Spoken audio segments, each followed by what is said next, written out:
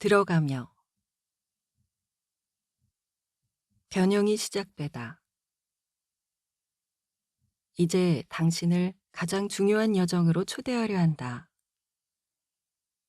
자신의 가슴과 다시금 연결되고 자신의 삶과 신뢰로 연결되는 여정이다. 이 여정은 삶에서 무슨 일이 벌어지든 당신이 늘 평안함 속에 있다는 사실을 알려줄 것이다. 대부분의 사람들처럼 당신도 이 평안함을 그저 드문드문 알아차렸을 것이다. 이는 모두가 그렇듯이 자신과 어딘가 모자란다는 뿌리 깊은 신념이 당신 안에도 있기 때문이다. 자기 자신 혹은 인생을 고쳐서 모자람이 없어지면 그때 비로소 그토록 갈망하던 평화와 행복을 얻게 될 거라는 믿음에 길든 탓일 수도 있다. 당신은 여전히 풀어야 할 과제가 있다고 여기고 이로 인해 자신의 충동이나 재정 상황, 인간관계, 건강과 갈등을 빚고 있을 것이다. 평화나 기쁨보다는 주기적으로 한 번씩 폭발하거나 혼란을 맛보고 인생은 살아볼 만한 모험이라기보다는 풀어야 할 문제들의 연속이라 생각할 것이다. 그러나 정직하게 스스로를 돌아본다면 이 고치고 해결하기가 결코 평화도 안녕도 편안함도 가져다 주지 않는다는 사실을 인정할 수밖에 없을 것이다. 나 역시 오랫동안 애쓰며 살았고 그래서 뭔가를 고쳐야 한다는 생각에서 비롯되는 깊은 고뇌와 가슴앓이가 어떤 건지 아주 잘 알고 있다. 나는 몹시 충동적이었고 때로는 자살 충동에 시달렸으며 내가 아무런 가치도 없다고 느꼈다. 대부분의 시간 나는 평안하지 않았고 그것은 종종 두려움이나 절망, 불안의 형태로 불쑥불쑥 튀어나오곤 했다. 나는 어마어마하게 살이 쪘고 술과 함께 엄청난 폭식을 했으며 약이란 약은 손에 닿는 대로 다 집어삼켰다. 내게 결함이 있다고 생각했기 때문에 내가 싫어하는 부분이나 의존하던 부분을 없애려 애를 썼다. 그러나 이런 부분은 저만의 생명력이라도 있는 것처럼 내가 원치 않을 때면 나타나고 머물러 주었으면 할 때는 사라져 버리는 것 같았다. 그 모든 것을 필사적으로 이해하려고 해봤지만 그럴수록 생각에만 사로잡힐 뿐이었다. 나 자신에게 귀 기울이는 법을 알고 난 후에야 나는 비로소 다시 마음을 열기 시작했다. 고쳐야 해라고 하기보다는 더 이상 판단이나 고치기, 없애기, 이해하려 애쓰기를 하지 않고 나 자신을 있는 그대로 만나는 법을 배웠다. 무엇이 되었든 그 경험 속에 온전히 머무는 법. 설령 받아들일 수 없거나 마주하기 어려운 부분이 있다 해도 진심으로 나 자신과 만나는 법을 배웠다. 서서히 아침 햇살이 어둠을 몰아내듯 나는 나 자신으로 돌아왔다. 또한 삶이라는 위대한 모험이 드러나는 방식, 일상적인 의미로서의 삶뿐만 아니라 모든 사람과 사물을 통해 펼쳐지는 어떤 지적인 과정을 발견하게 되었다. 더 나은 현실을 창조하려 애쓰는 대신에 나는 완전히 다른 현실을 끌어안기로 했다. 나는 불편한 상태에서 벗어나 점차 기쁨, 신뢰, 사랑을 알아갔다. 그렇다고 내 약점이 전부 사라져 버렸을까? 그렇지는 않다. 그런 느낌은 언제나 내 일부로 존재할 것이다. 약점이 있다는 것은 인간 존재의 핵심이기 때문이다. 약점이 있다는 사실은 또한 평화와 기쁨과 사랑에 이르는 길이기도 하다. 이제 내 약점은 넓은 내 가슴에 포근하게 안겨 있다. 그리고 이따금씩 잔혹한 삶의 순간을 지날 때 그것이 되살아난다고 해도 더는 큰일이 되지 않는다. 오히려 그것들로 인해 내 가슴이 전보다 더 활짝 열린다. 이 책의 내용은 실제 나의 삶에서 비롯되었다. 삶은 깊은 어둠 속에 나를 버려두지 않고 제한과 갈등에서 연결과 평안으로 가는 길을 보여주었다. 30년 전 이 여정을 나누기 시작한 이래 나는 자기 자신과 삶으로 되돌아오려는 사람들 수천 명을 안내해 왔다. 그리고 그들 모두는 결과적으로 삶으로 돌아가는 길을 내가 더욱 명료하게 볼 수 있도록 도와주었다. 이 책에서 나는 편안함과 평온으로 돌아가는 여정으로 당신을 초대하려 한다. 이 여정에서 당신은 먼저 갈등이 벌이는 게임을 꿰뚫어 보게 될 것이고 그 결과 온전히 살아있는 기쁨을 알게 될 것이다. 갈등은 기쁨과 평화라는 자연스러운 상태로부터 당신을 갈라놓는 스토리들로 이루어진 일종의 구름층과도 같은 것이며 당신은 평생 그 스토리들을 믿도록 길들여져 왔다. 갈등의 바탕은 두려움이다. 그것은 판단으로 뭉쳐 있으며 당신이 슬픔과 분노, 외로움과 절망으로 상처받도록 내버려 둔다. 갈등하는 자아는 인생의 큰 시련하고만 다투는 게 아니다. 남들로부터 주목받지 못한다거나 셔츠에 묻은 얼룩이나 코의 생김새처럼 작은 것들에 저항한다. 당신은 갈등에 중독된 마음이 유혹할 때 알아차리는 법, 갈등이 특정한 레퍼토리를 알아보는 법, 그것들을 넓은 마음으로 받아들이고 내려놓는 법 등을 배우게 될 것이다. 갈등이 불러일으키는 온갖 두려움, 갈망, 짜증과 슬픔에 걸려들지 않는 법도 배우게 될 것이다. 충동적으로 행동하거나 남들과 다투는 대신 삶에서 문제를 일으키는 것은 언제나 자신의 아주 작은 부분이라는 사실을 알아차리면서 그 모든 것이 가만히 자신을 지나쳐가게 할 수 있을 것이다. 당신의 나머지 부분은 평화로울 것이다. 당신은 또한 있는 그대로의 자신을, 심지어 사랑할 수 없다고 생각하는 부분까지도 가슴으로 마주하는 법을 배우게 될 것이다. 시련의 희생자가 되는 대신 거기에 딸려 있는 보물을 얻게 될 것이다. 삶이 그저 우연히 일어나는 사건의 연속이 아니라는 것, 그 모든 일이 자신을 위해 일어나고 있다는 걸 알게 될 것이다. 살면서 일어나는 모든 일, 특히나 시련은 당신의 갈등이 자아내는 스토리를 바라보게 해주려고 주문 제작된 것이다. 길 안에서 무엇을 만나든 그것이 바로 길이다. 당신은 시련을 극복하려 애쓰기보다 시련에 귀 기울이는 법을 배우고 그로 인해 자신의 가슴으로 돌아가게 될 것이다. 그리고 마침내 당신이 어디에 있든 무슨 일이 생기든 편안한 마음으로 바로 여기, 지금 이 순간, 다시금 삶을 향해 자신을 여는 법을 알게 될 것이다. 이 여정에서 겪는 모든 일이 삶이라는 대모험 속에서 당신을 안전하게 지켜줄 것이다. 그럴 거라는 생각이 아니라 실제로 그러하다. 이는 당신이 깊이 갈망하던 그것, 바로 삶과의 친밀한 연결이다.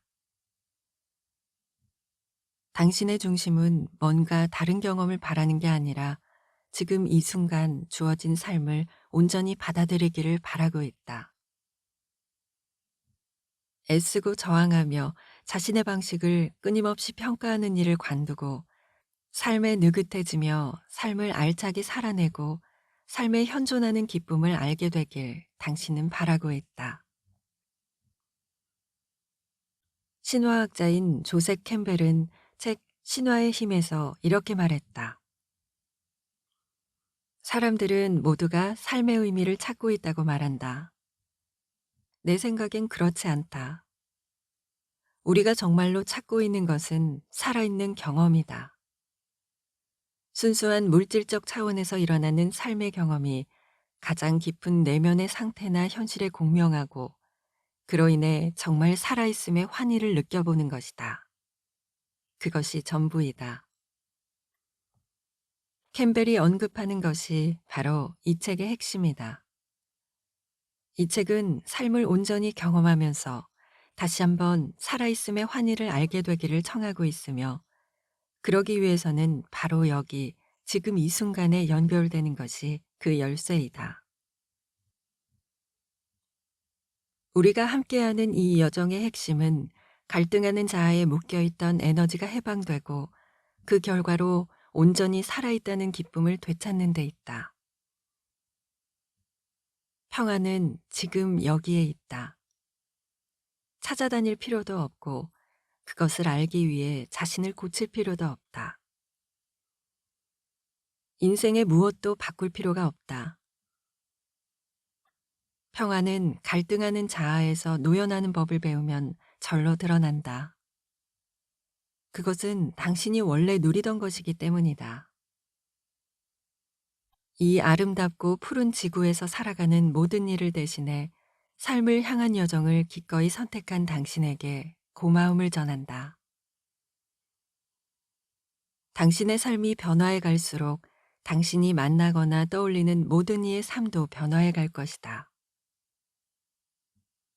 갈등의 세계에 사로잡히지 않으면 당신은 평안의 빛을 바라며 삶의 장엄함과 신비에 열린 채로 이 자리에 존재하게 된다. 이 자리에 존재하는 법을 알게 된 사람은 다른 이들까지도 갈등에 중독된 마음에서 풀려나 지금 여기에 살아가는 기쁨을 누리도록 해준다. 모든 존재가 치유되는 동안 삶은 당신을 고향으로 데려다 준다. 정말로 다 괜찮아요. 모든 것이 다 괜찮은 하루를 상상해보라. 괜찮은 정도가 아니라 정말로 근사한 하루를.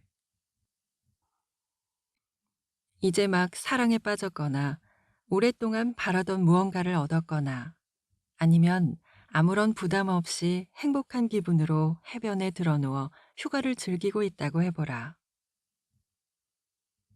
이 근사한 하루의 이미지로 자신을 가득 채워보라. 그 행복을 만끽하라. 그 느낌이 당신의 마음과 몸과 가슴으로 흘러넘치게 하라. 이제 상상 속에서 모든 것이 괜찮다는 그 기쁨을 만끽하는 동안 어떤 경험을 했는지 알아차려 본다. 마음에선 아무것도 달라질 필요가 없다는 느낌이 들었을 것이다. 몸에서는 깊은 이완감과 함께 기쁨이 차올랐을 것이다. 가슴이 열리고 탁 트이면서 가벼워지는 기분이 들었을 것이다. 모든 것이 언제나 괜찮다는 사실을 알고 있었다면 어땠을까? 그렇다고 어려움이 없었으리라는 뜻은 아니다. 다만 그런 것이 문제가 되지는 않았을 것이고 좀 더 명료한 상태에서 거기에 반응할 수 있었을 것이다. 이처럼 열려있고 느긋하고 연결되어 있으면서도 매이지 않은 채 살아간다는 건 어떤 모습일까? 더는 삶에서 갈등을 겪지 않고 지금 여기 있는 그대로 삶을 경험하는 것이야말로 당신이 그토록 바라던 일 아닌가? 가능하다. 사실 인생의 온갖 일은 모든 것이 괜찮다는 사실을 알아차리고 갈등 없는 삶을 향해 가는 여정의 한 부분이다. 괜찮지 않다는 통념. 우리는 다들 이렇게 괜찮기를 바라지만 실제로 이는 몹시 어려운 일 같다. 잠시 물러나 온종일 자기 내면에서 일어나는 것들을 지켜본다면 만족하며 편안히 쉬기보다는 그 반대로 하고 있는 마음을 더 많이 보게 될 것이다. 마음은 뭔가 더 나은 것을 찾는다. 더 나은 몸, 더 나은 애인, 더 나은 명상, 더 나은 자동차, 더 나은 마음. 이런 마음은 삶이 생각하는 대로 굴러가기만 하면 자신이 편안해질 거라 기대한다. 당신은 또 자기 마음에 들지 않는 부분을 없애려 굉장한 에너지를 쓰고 있다. 그러나 인생과 씨름하는 동안에는 만족감이 오래가기 어렵고, 그래서 무감각한 충동의 세계에서 만족을 찾으려 들게 된다. 정직하게 들여다본다면 당신은 더 나은 경험을 찾아다녀 봐야 별 소용없다는 걸 알게 될 것이다. 잠시 효과는 있겠지만 결국은 똑바로 해야 한다거나 자신과 삶을 완전히 바꿔야 한다는 관념에 다시 사로잡히고 말 것이다. 여기서 마음이란 결코 없앨 수 있는 것이 아니라는 사실을 이해하는 일이 중요하다. 마음은 우주가 탄생한 이래 138억 년에 걸쳐 삶이 정교하게 다듬어온 창조물이다. 삶은 책임을 지우기 위해서가 아니라 도구로 활용하기 위해서 마음을 창조했다. 마음은 훌륭한 하인이지만 끔찍한 주인이 될 수도 있다. 이런 마음에게 삶을 책임지라는 임무를 맡겼기 때문에 사람들 대부분이 평화와 기쁨에서 멀어져 온종일 갈등의 세계에서 살아가게 된 것이다. 마음에게 사로잡히는 게 아니라 마음을 부리는 법을 배울 때 당신은 편안함이 자연스러운 상태이며 무슨 일이 벌어지든 당신이 늘 평안함 속에 있다는 걸 알게 될 것이다. 당신은 항상 찾으려 하고 있기 때문에 보지 못한다. 그것은 찾을 수가 없다. 잃어버린 적이 없기 때문이다. 화가 나거나 깊이 절망하거나 몹시 두려운 순간에도, 갈등에 사로잡혀 있는 순간에도 당신이 원래 타고난 평안의 장이 당신과 함께 있다. 어떤 일이 일어나든 당신은 그 사실을 깨닫고 갈등을 넘어선 자리에서 살아가는 법을 배울 수 있다. 잠시 눈을 감고 귀를 기울여 본다. 지금 이 순간 온갖 소리가 들려올 것이다. 계속 마음을 모으고 얼마나 다양한 소리가 들려오는지 헤아려 본다. 다 끝나면 눈을 뜨고 아주 놀라운 일이 벌어졌음을 인식한다. 잠깐 동안 당신은 삶을 생각하지 않았다. 무언가에 귀를 기울이면서 삶을 직접 경험했다. 삶에 대해 생각하는 것과 실제로 삶을 경험하는 것 사이에는 커다란 차이가 있다.